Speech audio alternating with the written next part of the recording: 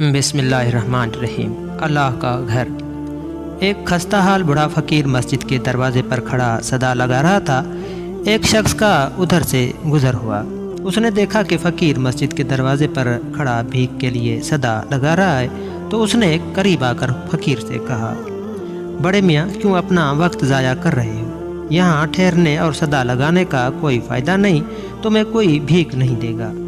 کیوں بیٹا، کیا یہاں سب میری طرح کنگال فقیر ہیں؟ فقیر نے پوچھا۔ یا مانگنا جرم ہے؟ نہیں بڑے میاں، وہ آدمی منہ بنا کر بولا، اصل بات یہ ہے کہ یہ کسی انسان کا مکان نہیں جو تجھے خیرات دے، اور تو پھر یہ کس کا گھر ہے جس سے مجھ غریب پر رحم نہیں آتا اور نہ وہ کچھ عطا کرتا ہے؟ زبان کو لگام دے بھکاری، اس آدمی نے غصیلے لہجے میں کہا، یہ تو کیا بکواس کرنے لگا ہے؟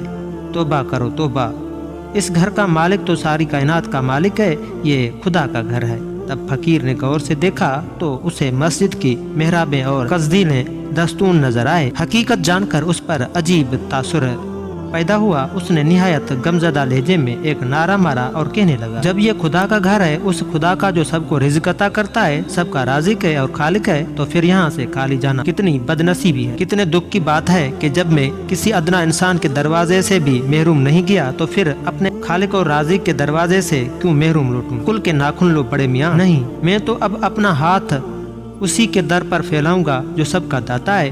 مجھے یقین ہے کہ یہاں سے سوالی خالی ہاتھ نہیں جا سکتا۔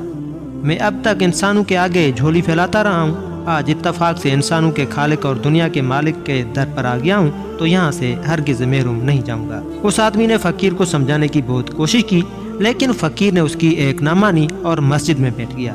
آخر اس شخص نے فقیر کو اس کے حال پر چھوڑا اور آگے بڑھ گیا۔ وہ فقیر 1 سال تک جم کر مسجد میں بیٹھا، خدا کے حضور روتا دھوتا اور فریاد کرتا رہا۔ پھر اسی حال میں ہی مسجد میں ہی موت کا بلاوا آ گیا۔